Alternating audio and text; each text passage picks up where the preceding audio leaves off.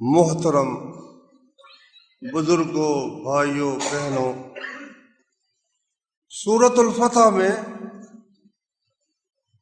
اللہ تبارک و تعالیٰ نے مسلمانوں کو بہت سی خوشخبریاں دیں، بہت سی نعمتیں عطا فرمائیں، ان کا وعدہ بھی فرمایا۔ آخر میں مسلمانوں کی یہ ایک خاص شان بیان فرمائی ہے کہ کافروں کے مقابلے میں وہ بہت سخت ہیں، آپس میں بے حد رحم دل ہے۔ مسلمان کے لیے بے حد رحم دل ہے۔ اس کی تربیت کے لیے رسول اللہ صلی اللہ علیہ وسلم نے بہت سے سبق ہمیں سکھائے ہیں۔ حدیث میں ہے، صحابی کہتا ہے، نبی صلی اللہ علیہ وسلم نے ہمیں امرنا بسبع، 7 باتوں کا حکم دیا۔ اللہ اکبر، ذرا غور کرنا کہ ان 7 میں سے ہم کس کس پر عمل کرتے ہیں جس سے مسلمانوں کا معاشرہ آپس میں محبت پیدا ہو اور وہ یکجان ہوں۔ وہ 7 کی 7 چیزیں ایسی ہیں جن سے مسلمان کے ساتھ جڑ جاتا ہے، ایک ہو جاتا ہے۔ فرمایا، ہمیں حکم دیا کہ جب کوئی بیمار ہو تو اس کی بیمار پرسی کے لیے جاؤ۔ ہمارے ہاں مدتوں گھر سڑتے رہتے ہیں، جب مسجد میں آتے تھے ملتے تھے، بڑی گرم جوشی تھی، اب گھر میں پڑے ہوئے ہیں، ہم زحمت ہی نہیں کرتے کہ جا کر پوچھ لیں اس کے غم، کچھ ہم بھی شریک ہو جائے، اس کا غم کچھ ہلکا ہو جائے۔ فرمایا، ہمیں حکم دیا بیمار کی بیمار پرسی کریں، فوت ہو جائے تو اس کے جنازے کے ساتھ جائیں، اور جب اسے چھینک آئے اور وہ کہے الحمدللہ تو بے پرواہ ہو کر نہ بیٹھے رہے، ساتھ ہی اس کو دعا دے، یرحمک اللہ، اللہ تم پر رحم فرمائے۔ وَإِجَابَةِ الدَّاعِ، کبھی وہ کسی کام کے لیے بلائیں کہ آؤ بھائی مجھے تمہاری ضرورت ہے اس کام کے لیے، اس کے بلانے پر جائیں۔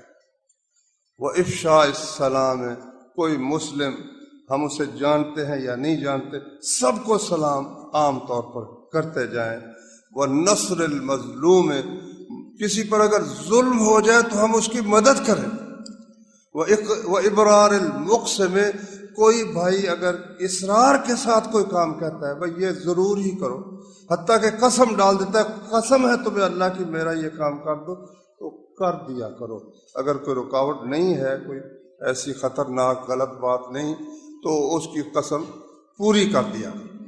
اب دیکھو، اس طرح کا اگر معاشرہ ہو، سلام ایک دوسرے کو کہہ رہے، بیمار پرسی کر رہے، اور بلاتا ہے تو جاتے ہیں، فوت ہوتا ہے تو جنازے پر جاتے ہیں، اس کی چھینک پر بھی اسے دعا دیتے ہیں، ملتے ہیں تو سلام کہتے ہیں۔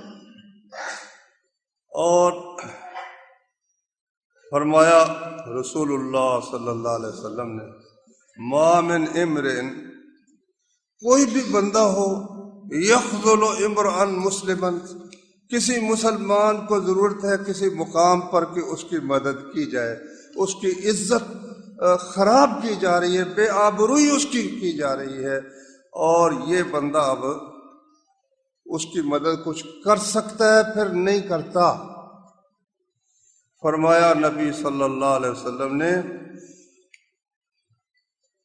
اللہ تعالیٰ بھی ایسی جگہ جہاں یہ چاہے گا نا میری کوئی مدد کرے یا اللہ تعالیٰ میری مدد کرے، اللہ بھی پھر اس کی مدد نہیں کرے گا۔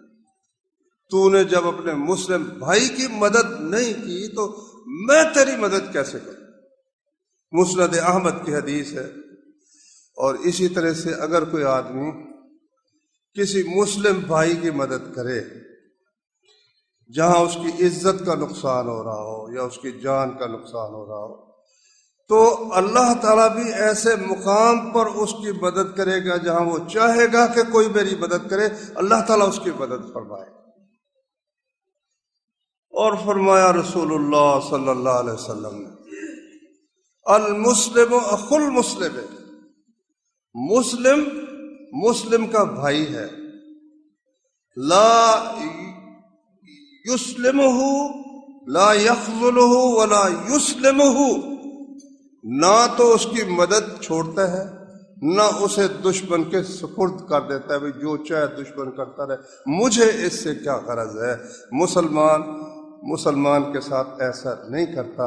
المسلم اخو المسلم، مسلم مسلم کا بھائی ہے، لا یسلمہ، نہ اسے دشمن کے سپرد کرتا ہے، ولا یخذلہ، نہ اس کی مدد چھوڑتا ہے۔ اللہ اکبر۔ ومن کان فی حاجت اخیہ کان اللہ فی حاجتہ، جو شخص اپنے بھائی کے کسی کام میں مصروف ہو، اس کا کوئی کام کر رہا ہو، اس کی مدد، اس کی ضرورت پوری کر رہا ہو، اللہ اس کے کام کر دیتا ہے۔ ہم چاہتے ہیں کہ اللہ ہمارے کام سیدھے کرے، ہم اپنے مسلم بھائی کا کام سیدھا کریں گے، اس کی ضرورت پوری کریں گے تو اللہ تبارک و تعالی ہماری ضرورت، ہماری حاجت پوری کر دے گا۔ جب تک ہم اس کی مدد میں لگے رہیں گے، اللہ تعالی ہماری مدد میں لگا رہے گا۔ یہ رسول اللہ صلی اللہ علیہ وسلم نے فرمایا۔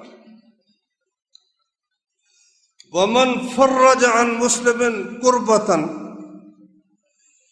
کوئی شخص کسی مسلمان سے کوئی مصیبت ہٹا دے، آئی ہوئی تھی، اس پر مصیبت آئی تھی، اس نے وہ مصیبت ہٹانے کے لیے کوشش کی، محنت کی، اس مصیبت کو ہٹا دیا، فرمایا فرج اللہ عنہ کربۃ من کرب یوم القیامہ، قیامت کے دن کی سختیوں اور مصیبتوں میں سے اللہ تعالیٰ اس مصیبت ہٹانے کے بدلے اس کی مصیبت کو دور فرما دے گا۔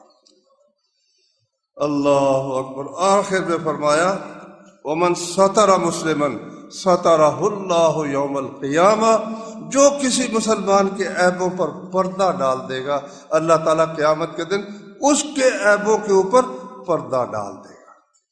رسول اللہ صلی اللہ علیہ وسلم نے فرمایا۔ اللہ اکبر۔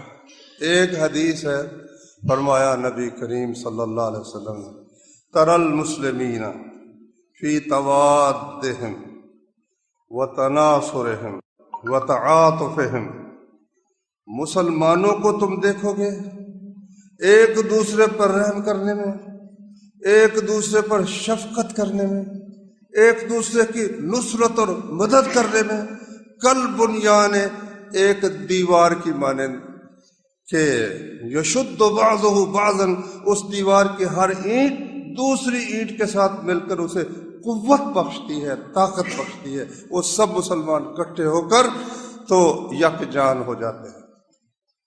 تو دنیا میں کسی جگہ پر بھی، کسی جگہ، رسول اللہ صلی اللہ علیہ وسلم پھر ایک اس کی مثال ایک اور بیان کرا، فرمایا مسلمانوں کی مثال ایک جسم کی سی ہے، ایک جسم ہے، اگرچہ وہ دنیا میں بکھرے ہوئے ہیں، پاکستان میں بھی ہیں، ہند میں بھی ہیں، بنگلہ دیش میں بھی ہیں، انڈونیشیا، ملائیشیا، اور ادھر سعودی عرب اور ایران اور عراق اور شام اور مصر اور جزائر اور ٹیونس اور مراکش، اور گنتے چلے جاؤ۔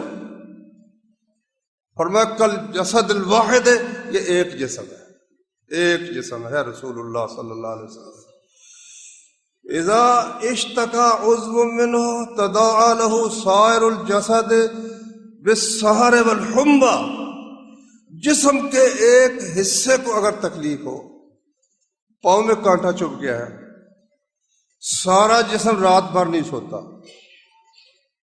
ہاں جی، آنکھوں کو کیا تکلیف ہے بھائی؟ کانٹا تو جو ہے پاؤں میں، زخمی تو ہوا ہے بازو، آنسو آنکھ میں سے نکل رہا ہے۔ سبب کیا ہے کہ یہ آنکھ اسی جسم کا ایک حصہ ہے جس کے دوسرے حصے کو کوئی نہ کوئی تکلیف پہنچی ہے، اس کے نتیجے میں آنکھ بھی رات بھر جاگتی ہے، جسم سارے کو بخار چڑھ جاتا ہے، سارے جسم کو درد ہوتا ہے۔ سبب کیا ہے کہ اس جسم کے کسی ایک حصے کو کوئی نہ کوئی بیماری، کوئی تکلیف لاحق ہو گئی۔ یہ ہے مسلمانوں کا نقشہ جو محمد الرسول اللہ صلی اللہ علیہ وسلم نے کھینچا ہے، اور قرآن مجید میں جو اللہ نے فرمایا ہے کہ محمد الرسول اللہ والذین معہ اشداء علی الکفار، کافروں کے مقابلے میں، بالکل کافر کے مقابلے میں نہیں، رحماء بینہم، آپس میں مہربان، آپس میں بڑی محبت ہے، بڑی شفقت ہے، ایک دوسرے کی نصرت ہے اور مدد ہے۔ اور یہ دوسرے کی مدد، یہ تو نا مسلمان کی خاص طور پر، اگر فی الواقع کوئی مظلوم کو کافر بھی ہے نا، مسلمان اس کی مدد بھی نہیں چھوڑتا۔ اللہ نے قرآن مجید میں فرمایا وَمَا لَكُمْ، تمہیں کیا ہو گیا، لا تقاتلون فی سبیل اللہ، تم اللہ کے راستے میں اس کا نام بلند کرنے کے لیے نہیں لڑتے۔ ایک لڑائی یہ ہے اللہ کا نام غالب کرنے کے لیے دنیا بھر کے لوگوں سے جنگ کرنا، ایک مقصد یہ ہے۔ والمستضعفین من الرجال والنساء والولدان الذین یقولون ربنا اخرجنا من هذه القریۃ الظالم اہلها، ان کمزور مردوں، عورتوں اور بچوں کی خاطر تم کیوں نہیں لڑتے؟ ان مستضعفین، کمزور اور بے بس مردوں، عورتوں اور بچوں کی خاطر، جو کہتے ہیں اے ہمارے رب ہمیں اس بستی سے نکال لے جس کے رہنے والے ظالم ہیں، اور اپنی جناب سے ہمیں کوئی مددگار بھیج دے، کوئی اپنی جناب سے ہمارا کوئی دوست جو ہم سے محبت کرے بھیج دے، کوئی ہماری مدد کرنے والا یا اللہ بھیج دے، تم ان کے لیے کیوں نہیں لڑتے؟ اب یہاں قابل غور بات یہ ہے کہ ان کمزور اور بے بس لوگوں کے لیے مسلمان ہونے کی اللہ نے شرط نہیں لگائی۔ اگر کوئی مظلوم ہے، کافر ہے، اور اس پر کوئی کافری ظلم کر رہا ہے، یا مسلمان کر رہا ہے یا کوئی کافر کر رہا ہے، اس کی مدد کرنا بھی ہم پر مسلمانوں پر فرض ہے۔ اب دیکھو دنیا بھر میں سب سے زیادہ مظلوم و مقہور اپنے ہی لوگوں کے ہاتھوں، اپنی قوم کے ہاتھوں، شودر سے بڑھ کر کوئی ہے؟ ہندو ہے، چار ان کی قومیں ہیں، برہمن ہے، ویش ہے، کھتری ہیں اور شودر ہے۔ شودر ان کی مذہبی کتاب اگر سن لے تو ان کا قاعدہ یہ ہے، دیکھو یہ بھی عجیب، دنیا کا اس سے غلیظ مذہب ہو کوئی نہیں سکتا، ہر دین چاہتا ہے کہ میری کتاب ہر بندہ سنے اور اس میں شامل ہو۔ یہ کہتے ہیں ہماری جو مقدس کتاب ہے سوائے برہمن کے کوئی سنے ہی نہیں۔ اگر شودر سن لے گا نا، اس کے کان میں سکہ پگھلا کر ڈال دو، جیتا ہے تو جیتا رہے، مرتا ہے تو مر جائے۔ کسی شودر یا دوسرے ہندو کو ہاتھ لگا لے تو وہ پلید ہو جاتا ہے۔ اتنی مظلوم قوم ان کے قابو آئی ہوئی ہے۔ مسلمانوں پر کیا فرض نہیں کہ ان کے چنگل سے، ان کے پنجے سے ان کو رہائی دلوائیں؟ نبوت سے پہلے نبی کریم صلی اللہ علیہ وسلم نے فرمایا، تاریخ ابن کثیر میں ہے کہ رسول اللہ صلی اللہ علیہ وسلم کی اس وقت عمر 20 سال سے کچھ زیادہ تھی۔ تو عبداللہ بن جدعان ایک صاحب تھے، ان کے گھر میں کچھ نوجوانوں نے آپس میں ایک حلف اٹھائی، اس کو حلف الفضول کہتے ہیں۔ یہ تھا کہ بھائی مکہ مکرمہ میں لوگ آتے ہیں دور دراز، یہاں کے جو بدماش ہیں، چودھری ہیں، وہ ان کا حق مار جاتے ہیں، ہاں جی، ان کا حق نہیں دیتے، چیز خرید لیتے، پیسے نہیں دیتے، خواہ مخواہ ان کا مذاق اڑاتے ہیں، کبھی ان کو مار لیتے ہیں۔ اس وقت جب تک آپ نبی نہیں بنے تھے، اس وقت آپ نے عبداللہ بن جدعان کے گھر میں بیٹھ کر چند نوجوانوں کے ساتھ ایک آپس پہ حلف اٹھائی، اللہ کی قسم ہم مظلوم کی ہر صورت میں مدد کریں، اور فرمایا آپ نے آج بھی مجھے کوئی اس حلف، اس قسم کے لیے بلائے کہ مجھ شرکت کرو تو میں آج بھی اس کے لیے شرکت کرنے پر تیار ہوں۔ رسول اللہ صلی اللہ علیہ وسلم نے سیرت کی کتابوں میں لکھا ہے، ایک بندہ آیا مکے میں، کیونکہ مکہ بہت بڑی منڈی تھی، تمام دنیا سے لوگ آتے تھے۔ اونٹ لایا، کچھ اونٹ اس نے فروخت کیے، ابو جہل نے وہ اونٹ خرید لی، چودھری تھا، وہ بدماش تھا، بڑا فرعون تھا، پیسے ٹال مٹول کرنے لگ گیا، ٹال مٹول، پھر اس نے کچھ اس قسم کا بھی کہہ دیا بھائی جو مرضی کر لے بھائی۔ اب وہ ایک بندے کے پاس گیا، یار میری مدد کرو، دوسرے کے پاس گیا، میری مدد کرو، تو مذاق کے لیے نا، کسی نے چھیڑنے کے لیے اسے کہا محمد کے پاس جاؤ، آپ اس وقت نبوت کا اعلان کر چکے تھے، محمد کے پاس جاؤ، ان سے کہو کہ یہ تمہیں پیسے تمہیں دلوا سکتے ہیں۔ اس کو کیا خبر کہ یہ مجھ سے مذاق کر رہے ہیں یا کیا کر رہے ہیں۔ وہ خیر گیا نبی صلی اللہ علیہ وسلم کے پاس، کہ جی اس طرح اس نے عمر بن ہشام اس کا نام تھا، عمر بن ہشام، ابو جہل کا نام، اس لیے آپ نے فرمایا تھا کہ یا اللہ یہ دو جو عمر ہے نا، ایک عمر بن خطاب اور ایک عمر بن ہشام، جو تجھے ان میں سے زیادہ پیارا ہے نا وہ مجھے دے دے۔ تو اللہ نے دوسرے دن ہی عمر بن خطاب رسول اللہ کو دے دیا صلی اللہ علیہ وسلم، اس کا نام عمر بن ہشام تھا۔ خیر گئے، دروازہ کھڑکایا، کہتا کون؟ کہتا ہے میں محمد ہوں، ذرا باہر نکلو۔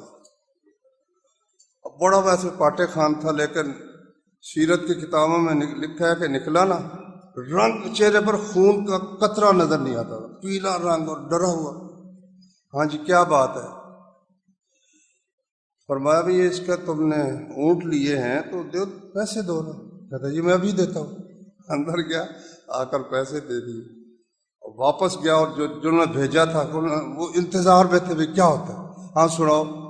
کہتا اللہ تمہیں جزائے خیر دے، تم نے ایسا بندہ بتایا کہ اس نے جا کر بات کی ہے تو اس نے دوسری بات ہی نہیں کی، فوراً مجھے پیسے لا کر اس نے دے دی۔ نبی کریم صلی اللہ علیہ وسلم کی پوری زندگی اس کی مثال ہے۔ میں نے آپ کو پیچھے سنایا بھی تھا کہ مدینہ منورہ کے یہودی بنو قینقاع ایک عورت کی عزت خراب کرنے کے ارادے سے اس نے اس کی پردہ دری کی، پردہ کھول دیا۔ ابھی نبی صلی اللہ علیہ وسلم پاس نہیں تھے، نبی کا ایک پروانہ تھا، اس نے اس کی گردن اتار، یہودیوں نے اسے قتل کیا تو نبی صلی اللہ علیہ وسلم نے گھیرا ڈال دیا۔ جو بد عہدی کرتا یا کسی پر ظلم کرتا مسلمان پر، نبی صلی اللہ علیہ وسلم اسے معاف نہیں کرتے۔ یہ جو مکہ فتح ہوا، 10 سال کے لیے صلح تھی، 10 سال کے لیے، اور اس میں یہ شرط تھی کہ جو قبیلہ چاہے وہ محمد صلی اللہ علیہ وسلم کا حلیف اور ساتھی بن جائے، اور جو قبیلہ چاہے وہ قریش مکہ مشرکین بت پرستوں کا حلیف بن جائے، اور کوئی فریق دوسرے فریق کو کوئی نقصان نہیں پہنچائے گا، نہ ہی اس کے حلیف کو کوئی نقصان پہنچائے گا۔ 1.5 سال صبر کر سکے مشرکین، ان کی سرشت میں بد عہدی لکھی ہوئی ہے بھائی، مشرکین کے سرشت میں بد عہدی لکھی ہوئی ہے، مومن کے سرشت میں وفا اللہ تعالیٰ نے لکھی ہوئی۔ بنو خزاعہ نبی صلی اللہ علیہ وسلم کے حلیف بن گئے تھے، بنو بکر قریش مکہ کے حلیف بن گئے تھے۔ اب جب ہر طرف امن ہو گیا، کوئی کسی کو پوچھتا، کوئی خطرہ نہیں، رات پہرے شہرے کی ضرورت ہی باقی نہیں رہی، لوگ آرام سے سو رہے ہیں، فکر ہی کوئی نہیں۔ بنو بکر نے سمجھا اب بڑا موقع ہے، وہ جو جاہلیت میں ہمارے بندے یہ لوگ قتل کرتے رہے، اب موقع ہے۔ لو جی انہوں نے رات بنو خزاعہ پر حملہ کیا۔ مکے کے قریشیوں نے ان کی مدد آدمیوں سے بھی کی، اسلحے سے بھی کی۔ وہ بیچارے وہاں سے بھاگے، حرم میں آ گئے، نماز شروع کر دی۔ انہوں نے نماز کی حالت میں بھی انہیں نہ چھوڑا۔ ان کے آدمیوں نے اپنے سردار سے کہا حرم شریف ہے، تم بندے قتل کروا رہے ہو حرم میں نماز کی حالت۔ وہ کہتا ہے تو پھر کیا ہوا؟ پھر کیا ہوا؟ تو تم یہاں حرم میں چوریاں نہیں کرتے؟ یہاں چوریاں جو کرتے ہو حاجیوں کی، تو یہ ہو گیا تو کیا ہو؟ یہ اس نے فضول بات کی۔ شیطان یہ 2 باتیں بڑی خطرناک باتیں ہیں جن کے ذریعے لوگوں کو گمراہ کرتا ہے۔ حافظ ابن حزم رحمۃ اللہ علیہ نے فرمایا، ایک تو یہ کہ جب کوئی آدمی غلط کام کرتا ہے اور اسے کوئی سمجھائے یا اس کے دل سے آواز اٹھے بھی یہ تم کیوں غلط کام کرتے ہو، تو وہ کہتا ہے کہ میں اکیلا تھوڑا کرتا ہوں، وہ مولوی بھی تو کرتا ہے، وہ علامہ صاحب بھی تو کرتا ہے، سبھی کرتے ہیں، میں نے کر لیا تو کیا ہو گیا؟ کم عقل ہے تو، قیامت کے دن مولوی نے تیری جگہ کوئی نہیں پیش ہونا، مولوی اپنی جگہ پکڑا ہوا ہوگا، علامہ اپنی جگہ پکڑا ہوا ہوگا، شیخ الحدیث اپنی جگہ پکڑا ہوا ہوگا، تو اپنی جگہ پکڑا ہوا ہوگا۔ بہت بڑا یہ دھوکہ ہے شیطان کی طرف سے، یہ ایک بہانہ بنانا کہ تم نے کر لیا تو کیا ہوا۔ اگر سود پر رقم لے لی تو دیکھو لوگ بڑے بڑے مولوی لیتے ہیں، کیا ہے اس میں؟ दाढ़ी अगर कतरा ली तो बड़े बड़े अल्लामे कतराते हैं, तुमने कतरा ली तो क्या हुआ, वो बच गए तो हम भी बच गए। बहुत बड़ा धोखा है। दूसरा बहुत बड़ा धोखा यह है कि वो इंसान को कहता है, अगर कहे ना बंदा यार तो ये गलत काम करता है, तो कहता है क्या हुआ, तो फलाना भी तो गलत काम करता है, अगर वो करता है तो ये कर लिया तो क्या होगा ना। ये दोनों बातें भाइयों बहुत गलत है।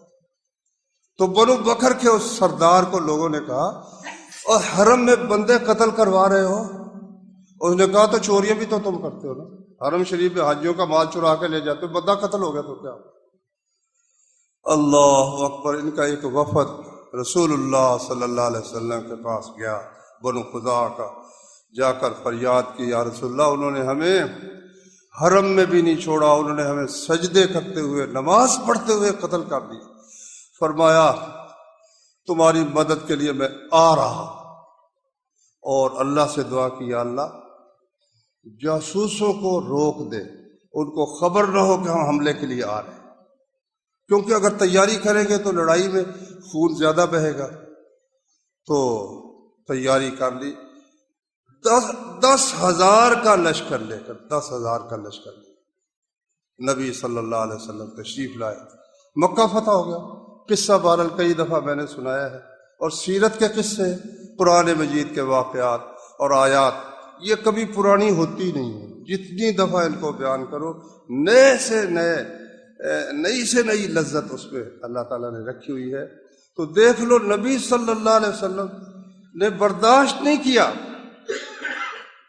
मक्का को फतह कर लिया। आपने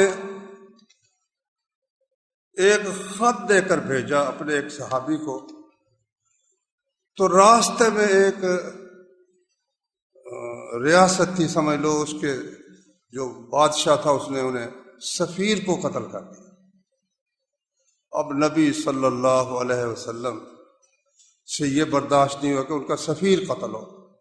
आप ज्यादा से ज्यादा सबसे बड़ी तादाद जो मुहैया कर सकते थे, जो इससे पहले मुहैया हुई नहीं थी। खंदक में भी कुल बाज कहते 3,000 मुसलमान थे, लेकिन सही बात यह है कि वो 1,000 थे। सुलह हुदैबिया में भी कितने थे? 1400 थे। 3,000 बंदे तैयार किए, और उनका अमीर उस शख्स को मुकर्रर किया जिसे अपना बेटा पहले बनाया हुआ था। फिर अल्लाह के हुक्म से उसे जैद बिन हारिसा कहना शुरू किया। पहले उसे जैद बिन मोहम्मद कहते थे। कहा अगर ये शहीद हो जाए तो ये मेरा भाई है, चचे का बेटा अब्दुल्ला बिन जाफर, ये अमीर होगा। ये भी शहीद हो जाए तो अब्दुल्ला बिन रवाहा होगा। जब उस इलाके में पहुंचे, हुक्म यह दिया कि उनको कुचल कर तुम ले आना। अगर सबसे पहले इस्लाम की दावत दो, मुसलमान हो जाए, हमारी उनकी जंग खत्म है, ठीक है हमारे भाई। अगर इनकार करे तो कुचल कर आ जाओ। कुचलना क्या था? जब वहां पहुंचे तो 1 लाख अरब इकट्ठे हो गए थे, और 1 लाख ही उनको हिरकल ईसाइयों की मदद हो गई। 2 लाख का लश्कर इकट्ठा हो चुका था। अब 3,000 कहां और 2 लाख कहां? एक एक बंदे के मुकाबले में 66 आदमी आते, 66 बंदे। और लड़ाई को ये नहीं कि बंदूक चलानी है तो छठा फिर जाना है। यही तीर तलवार की लड़ाई है, बाजू कुश्ती की लड़ाई है। मुसलमानों ने मशवरा किया कि वापस चले जाते हैं। अब्दुल्ला बिन रवाहा ने फिर एक तकरीर की, सीरत की किताबों में उनकी तकरीर आती है। उन्होंने कहा लोगों, हमारी लड़ाई किल्लत व कसरत के साथ नहीं कि हम कम हैं और वो ज्यादा है। हम हमेशा ही कम होते हैं तो अल्लाह ताला हमें गलबा अता करता है। और दूसरी बात यह है कि हम आए हैं जन्नत की तलाश। हमारा हर काम जन्नत की तलाश के लिए है। दुनिया की जिंदगी तो खत्म होने वाली है भाई, मौत तो हर शख्स को आने वाली है। तो सौदा मिल रहा है भाई, दुकान सजी हुई है, सौदा शहादत का मिल रहा है। हम किस तरह वापस चले? लो सारा लश्कर तैयार हो। पूरी तरह समझ ही नहीं आती उन्होंने क्या किया। बस उन्होंने हल्का बांध लिया और 2 लाख के साथ जंग तैयार शुरू कर दी। मस्जिद नबी में बैठे हुए मोहम्मद रसूलुल्लाह सल्लल्लाहु अलैहि वसल्लम, अल्लाह ताला मैदान जंग का नक्शा उनके सामने रखे हुए है। آنکھوں سے آنسو بہ رہے. فرمایا اب زید بن حارثہ شہید ہو گئے. کچھ دیر کے بعد فرمایا اب جعفر بن ابی طالب حضرت علی کے بھائی وہ بھی شہید ہو گئے. پھر فرمایا کہ اب عبداللہ بن رواحہ بھی شہید ہو گئے. پھر کہا کہ اب اللہ کی تلواروں میں سے ایک تلوار نے جھنڈا پکڑ لیا ہے اور اللہ نے ان کے ہاتھ پر مسلمانوں کو فتح عطا فرما دی. یہ بخاری شریف کی حدیث ہے. اچھا، سیرت کی کتابوں میں ذرا اس کو اور انداز سے بیان کیا ہے. وہ یہ ہے کہ جب خالد بن ولید رضی اللہ عنہ امیر بنے تو ایسی بے جگری سے لڑے. وہ کہتے ہیں کہ 9 تلواریں میرے ہاتھ میں اتنے زور سے مارتے کہ تلوار ٹوٹ جاتی. آخر میں ایک چوڑی تلوار تھی بگدے جیسی، کہتے یمن کی بنی ہوئی تھی، وہ بچی ٹوٹنے سے. باقی 9 تلواریں میرے ہاتھ سے ٹوٹ گئی. اور انہیں ساتھ ہی اللہ نے کیا سمجھ عطا کی تھی، فوراً پوزیشنیں بدل دینے کا حکم دیا. ہر مجاہد کو حکم دیا کہ پوزیشن بدل کر دوسری طرف چلا جائے. اب وہ لوگ جو اب تک لڑ رہے تھے اور مسلمانوں کی تلوار کی تیزی اور اس کی جو کڑواہٹ ہے اس کا مزہ چکھ چکے تھے، انہیں یکلخ دیکھا کہ بندے اور آ گئے. ان کے دل میں اللہ نے روب ڈال دیا کہ لشکر پیچھے سے ان کی مدد کو پہنچ چکا، بس ہمت ٹوٹ گئی. ادھر اب ان 3000 کو بچانا کوئی چھوٹا کام نہیں تھا. 2 لاکھ سے خالد بن ولید نے حکم دیا بھائی پسپا اختیار ایک طرف نکلو. نکلتے گئے. 2 لاکھ کا لشکر منہ دیکھتا رہ گیا. آگے بڑھ کر پکڑ لے، جرأت نہیں ہوئی. اللہ کی قسم 14 بندے صرف مسلمانوں کے شہید ہوئے، باقی سب اللہ نے بچا لیا. یہ فتح ہے کہ نہیں فتح؟ کوئی کہے جی نہیں وہ مسلمان پیچھے ہٹا، مزہ چکھا کر آئے نا. مگر رسول اللہ صلی اللہ علیہ وسلم کے دل سے وہ بات نکلی نہیں. وفات کے سال آپ نے پھر زید کے بیٹے اسامہ کو جھنڈا باندھ کر دیا اور لشکر تیار کر کے دیا کہ وہیں پر جاؤ، پھر اسلام کی دعوت دو. مسلمان ہو جائے ٹھیک ہے، ورنہ ان کو کچل کر آؤ. جھنڈے کا لشکر کا جھنڈا باندھ دیا، اسامہ کو امیر مقرر کر دیا. اتنے میں آپ بیمار ہو گئے. تو اطلاع، یہ لشکر نکل چکا تھا مدینے سے، ان کو اطلاع ملی تو وہیں ٹھہر گئے. رسول اللہ صلی اللہ علیہ وسلم فوت ہو گئے. اب ہر طرف سے خبریں آنے لگی بھی وہاں بھی بغاوت ہو گئی، وہاں بھی بغاوت ہو گئی. سب نے مشورہ دیا حضرت ابو بکر خلیفۃ المسلمین کو کہ مدینہ خالی نہ کرو. یہ کل جو ہماری پونجی ہے، اتنی تعداد مسلمانوں کی، یہ مدینے کی حفاظت کے لیے رہنی چاہیے، ان کو نہ بھیجو. کیا اللہ نے ان کو سمجھ دی تھی. کہتے ہیں یہ جھنڈا اپنے ہاتھ سے باندھا ہے حضرت محمد صلی اللہ علیہ وسلم نے. اب ابو بکر اس کو کھول نہیں سکتا، یہ جائے ہی جائے گا. اچھا، لشکر چلا گیا. بجائے اس کے کہ دشمن حملہ آور ہوتے، پورے عرب میں دھاک بیٹھ گئی کہ ان کی کوئی بہت بڑی تعداد مدینے میں موجود ہے، جو انہوں نے اتنی بڑی تعداد کا لشکر نکال دیا ہے. میرے بھائیوں، میں نے یہ ساری بات جو سنائی ہے آپ خوب سمجھ رہے ہیں. کشمیر کو انہوں نے ذبح خانہ بنا دیا، ذبح خانہ. 10 آدمی ایک بندے پر مقرر ہیں. اور آج 18واں دن ہے، 15واں دن ہے، یعنی 5 اگست کو ہوا ہے، آج ہے 23، 18واں دن ہے. کرفیو لگا ہوا ہے، انٹرنیٹ بند ہے، کوئی خبر باہر نہیں جا رہی ہے. جو چھن چھن کر آتی ہے وہ آپ سنتے رہتے کس طرح. اور ان کا اب منصوبہ یہ ہے کہ ان کو اسپین کی طرح تھے، اندلس کی طرح ان مسلمانوں کو تحت تیگ کر دیا جائے. چھپاتے بھی نہیں ہیں. انہوں نے کہا کہ ہم ہندوؤں کو بسائیں گے، کشمیری کے لڑکیوں کو ہم اپنی بہو بنائیں گے. بھائیوں، وہ جو اللہ نے کہا ہے تم اللہ کے راستے میں کیوں نہیں لڑتے؟ وہ بے بس مسلمان 90% ہمارے بھائی ہیں. بھائی ضرور میری بیٹی کو آ کر کو ہاتھ ڈالے تو میں اٹھوں گا. کیا وہ ہماری بیٹیاں نہیں ہیں، یا وہ ہماری بہنیں نہیں ہیں، یا ہماری مائیں نہیں ہیں؟ نہیں، ہم نے یہی سمجھا ہے وہ کشمیر کی، ہمارا ان سے کیا تعلق ہے. نہیں بھائی جان، کرنا پڑے گا، ورنہ آپ بھی آزادی کے نعمت سے اس طرح فائدہ نہیں اٹھا سکے. تبھی یہ فائدہ اٹھا سکیں گے کہ ہند کے مسلمانوں کی مدد کی جائے، صرف کشمیر نہیں، ہند کو پھر اسی طرح سے مسلمانوں کے ماتحت رکھا جائے جس طرح کہ 1000 سال تک اللہ کے فضل سے مسلمانوں نے کم تعداد میں ہونے کے باوجود یہاں پر سکہ اپنا جمائے رکھا ہے، اسلام کا غلبہ جمائے رکھا ہے۔ اس کے لیے راستہ ڈھونڈنے والوں کے لیے کوئی مشکل نہیں ہوتا۔ مجھے بتاؤ، جب افغانستان میں جنگ ہوئی، دنیا بھر میں روس نے ہر مسلمانوں کے ملک پر وہ ظلم ڈھا رکھا تھا نا، یعنی سرخ اندھیرا کر رکھا تھا۔ مصر میں بھی، پاکستان میں بھی اس کا طوفان آیا تھا، پیپلز پارٹی کی صورت میں، سوشلزم کی صورت میں، دین کا مذاق اڑانا، مولویوں پر پھپتیاں کسنا، اور ان ملکوں میں، شام میں، عراق میں، مصر میں تو حد سے بڑھ گیا۔ مصر سے ایک نوجوان چلا ہے، افغانستان میں بیوی بچوں سمیت آ گیا۔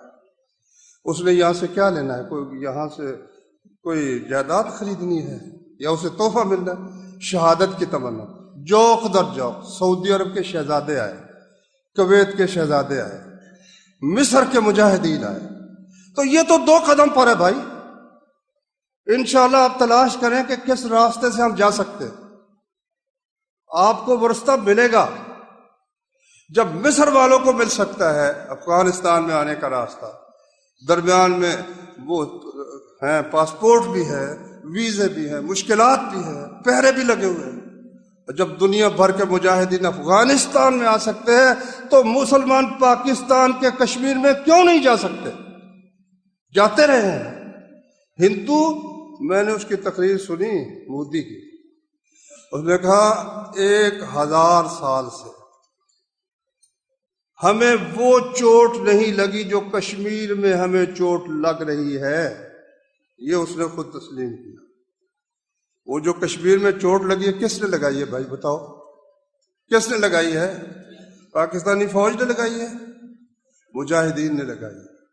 مجاہدین اب بھی ہیں، اگرچہ ان پر پابندیاں ہیں، لیکن اگر اب ڈھونڈو گے نا انشاءاللہ مل جائیں گے۔ وہ تربیت بھی حاصل کرو، اور یہ سمجھ کر کہ میں اپنی بیٹی کی، اپنی بہن کی پکار پر جا رہا ہوں، اپنے مظلوم مسلم کی مدد کے لیے جا رہا ہوں۔ انشاءاللہ کشمیر فتح ہوگا، دروازہ کھل جائے گا ہند کا۔ یہ باب الہند ہے، اور فضیلت اس کی سنن نسائی میں رسول اللہ صلی اللہ علیہ وسلم نے بیان فرمائی۔ میری امت کی 2 جماعتیں ہیں، اللہ نے ان کو آگ پر حرام کر دیا ہے، آگ سے محفوظ کر دیا ہے۔ ایک وہ جماعت جو ہند سے لڑائی کرے گی، اور ایک وہ جماعت جو عیسیٰ بن مریم علیہ السلام کے ساتھ ہوگی۔ پتہ بات اس کی کیا ہے؟ یہ جو مودی ہے اور اس کا جو ہے سیکنڈ امیت شاہ ہے، یا کیا اس خبیث کا نام ہے، یہ ہندوتوا کے نام پر، کہ کروڑوں جو خدا ہیں ان کو منوانے کے لیے، ہندو مذہب کو غالب کرنے کے لیے یہ لڑ رہے ہیں۔ تو مسلمان کو اللہ کا نام سر بلند کرنے کے لیے نہیں لڑنا چاہیے؟ اتنی بے عقلی کی بات کہ کروڑوں خدا ہے۔ ہماری بات تو بالکل فطرت کے مطابق ہے، اور حق ہے کہ خدا ہے، اللہ ہے تو صرف ایک ہے، دوسرے کی عبادت حرام ہے۔ اس اللہ کی خاطر بدر میں ایک طرف علی رضی اللہ تعالیٰ تھے، ایک طرف ابو جہل تھا۔ لڑائی ان کی کسی مال دولت پر نہیں تھی، صرف اللہ کے ایک اللہ کی عبادت کرنی ہے یا لاکھوں کروڑوں کی کرنی، اس پر وہ جنگ تھی، اسی پر یہ جنگ ہے۔ اللہ تعالی ہمیں اپنے راستے میں جہاد کرنے کی توفیق عطا فرمائے۔ اللہ تعالی یا تو دنیا میں ہمیں سر بلند رہنے کی نعمت عطا فرمائے، یا اللہ ہمیں شہادت سے سرفراز فرما کر ہمیشہ کی جنتوں کی دولت عطا فرمائے۔